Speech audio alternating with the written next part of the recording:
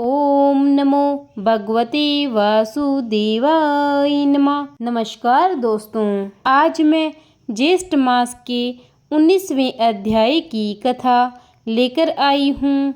आज हम ज्येष्ठ मास के महात्म्य का 19वां अध्याय निर्जला एकादशी व्रत वर्णन की कथा सुनेंगे। इससे पहले के 18 अध्याय मैंने अपने पेज ज्योति धर्म गंगा पर डाल दिए हैं। अगर अब तक आपने मेरे बाकी के अध्याय नहीं सुने हैं तो आप ज्येष्ठ मास के बाकी के अध्याय एक बार अवश्य सुनिएगा। मेरे सभी अध्याय शुद्ध हिंदी में हैं। ज्येष्ठ मास में भगवान सूर्यदेव की पूजा की जाती है और भगवान शनिदेव का जन्म भी हुआ था, इसलिए हिंदू धर्म में ज्येष्ठ मास का विशेष महत्व माना जाता है। ज्येष्ठ मास में गर्मी अपने पूरे चरम सीमा पर होती है, इसलिए ज्येष्ठ मास गर्मी का महीना भी कहा जाता है। ज्येष्ठ मास में गंगा दशहरा, शनि जयंती, निर्जला एकादशी और बुढ़वा मंगल का बहुत महत्व होता है। ज्येष्ठ मास के प्रत्येक मंगलवार के दिन बुढ़वा मंगल मनाया जाता है और ज्येष्ठ मास के बुढ़वा मंगल यानी कि बड़ा मंगल 2 जा चुकी हैं और इन दोनों की कथाएं मैंने अपने पेज पर डाल दी है। आप वहां जाके उन्हें श्रवण कर सकते हैं। आइए अब हम ज्येष्ठ मास के 19वें अध्याय की कथा का रसपान करते हैं। व्यास जी बोले कि हे भीमसेन, उन पूर्ववासियों के ऐसे वचन सुनकर राजा पुलिंद क्रोध के वशीभूत होकर बड़े गर्व के साथ ऐसे वचन बोले, हे ग्रामवासी, यह एकादशी कौन है और इस दिन किसका व्रत किया जाता है। राजा पुलिंद की ऐसी बातें सुनकर ग्रामवासी बोले, अरे मूढ़, निष्फल बातें क्यों बनाते हो? तुम अपने घर कुशलता से चले जाओ, नहीं तो मेरे यहाँ परम दारुण दूत तुझको मारेंगे। तत्पश्चात वे सब सैनिक नगर में घुस गए और बड़े बड़े महात्मा और साहूकारों के घर के दरवाजे तोड़कर घर के अन्न धन और कोष धीरे धीरे ले जाने लगे। बड़े बड़े धन वालों के घरों के फाटक तोड़कर अच्छे अच्छे धन को ले गए और समस्त नगर के घर भयानक सैनिकों से भर गए। उस दिन पूर्ववासियों को कंदमूल और फल आदि कुछ भी नहीं मिल सका और समस्त पूर्ववासियों का निर्जला एकादशी का व्रत हो गया। सूर्य नारायण अस्त हो गई और नगर के बालकों तक को भी जल नहीं मिला और नगर में बड़ा हाहाकार होने लगा।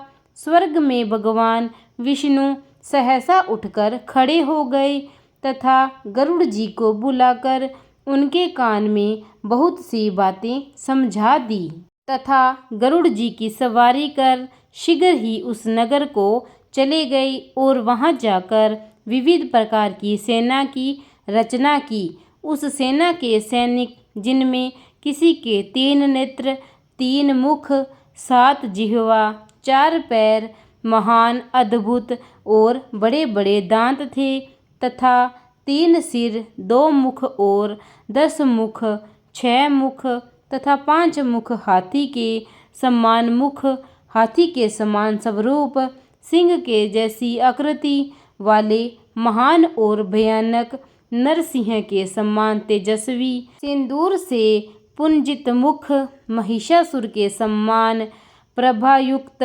ऊर्ध्व केश, दिगंबर, नरमुंडधारी, आंतों की माला पहने हुए, व्याघ्र चरमधारी। इससे पहले ऐसी सेना किसी ने भी कभी भी नहीं देखी थी। ऐसी सेना को सर्वव्यापक प्रभु विष्णु भगवान ने आज्ञा दी कि राज्य में अधम मचाने वाले इस राजपुलिंद का सेना सहित मेरी आज्ञा से सूर्योदय से पूर्व ही खूब अच्छी तरह से नाश कर डालो।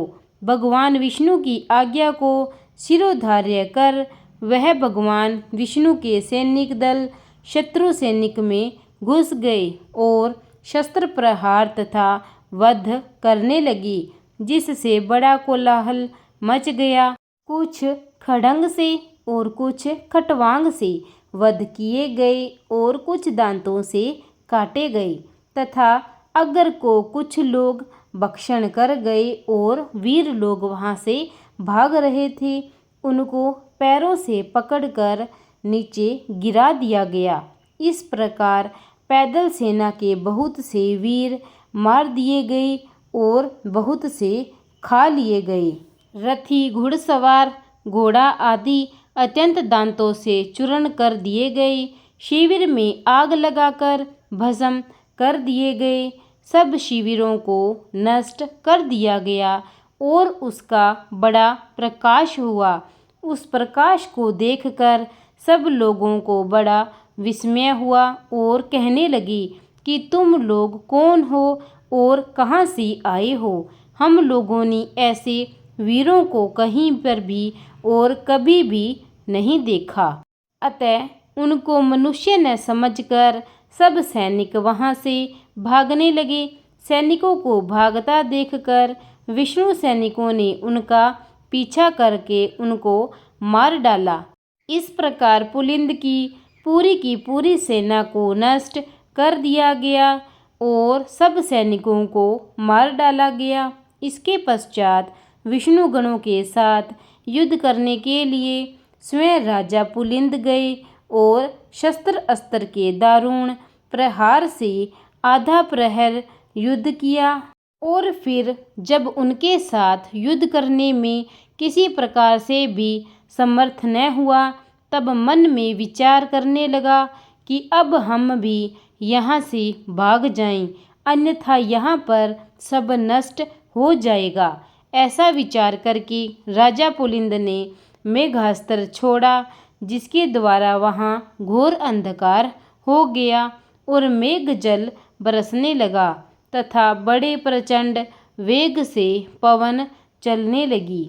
इससे विष्णुगण सब मुग्ध हो गए और जो जहाँ पर थे वहीं सब काम छोड़कर बैठ गए। ऐसा समय देखकर राजा पुलिंद घोड़े पर सवार होकर सहसा वहाँ से चल दिया। जो सैनिक बच रहे थे वह भी राजा के साथ चले जाने लगे और वहाँ से चले गए। भक्त वत्सल विष्णु भगवान अपने भक्तों का कार्य करके अपने लोक में चले गए।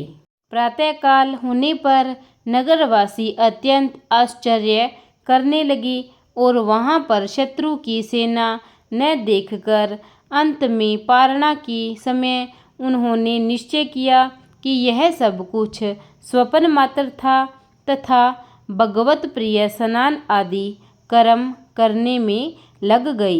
इति श्री ज्येष्ठ मास महात्म्य निर्जला एकादशी व्रत वर्णन 19वां अध्याय संपूर्ण।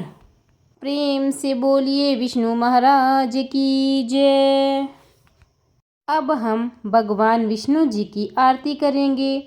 दोस्तों, अगर आपको मेरी कथा अच्छी लगी हो तो इसे ज़्यादा से ज़्यादा लाइक और शेयर कीजिए और अब तक अगर आपने मेरे चैनल को सब्सक्राइब नहीं किया है तो कृपया करके उसे सब्सक्राइब कीजिए और बेल आइकन दबा दीजिए ताकि मेरी सभी वीडियो के नोटिफिकेशन आपको सर्वप्रथम मिलते रहे। आइए अब हम आरती करते हैं भगवान श्री विष्णु जी की। ओम जय जगदीश हरे, स्वामी जय जगदीश हरे, भक्त जनों के संकट क्षण में दूर करी। ओम जय जगदीश हरे, जो ध्यावे फल पावे, दुख बिन से मन का, सुख संपत्ति घर आवे, कष्ट मिटे तन का। ओम जय जगदीश हरे, माता पिता तुम मेरे, शरण गहूँ मैं किसकी, तुम बिन और न दूजा, आस करूँ मैं जिसकी। ओम जय जगदीश हरे, तुम पूर्ण परमात्मा, तुम अंतर्यामी, पार ब्रह्म परमेश्वर तुम सबके स्वामी। ओम जय जगदीश हरि। तुम करुणा की सागर तुम पालन करता।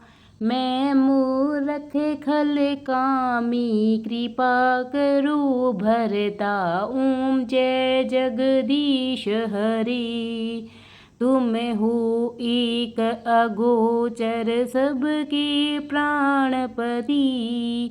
किस विधि मिलूं दया में मैं तुमको मैं कुमति। ओम जय जगदीश हरि। दीन बंधु दुख हरता तुम ठाकुर मेरे।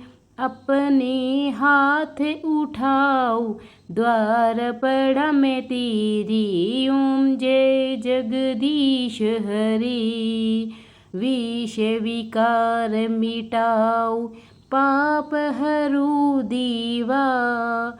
श्रद्धा भक्ति बढ़ाओ संतन की सेवा। ओम जय जगदीश हरि। तन मन धन और संपत्ति सब कुछ है तेरा।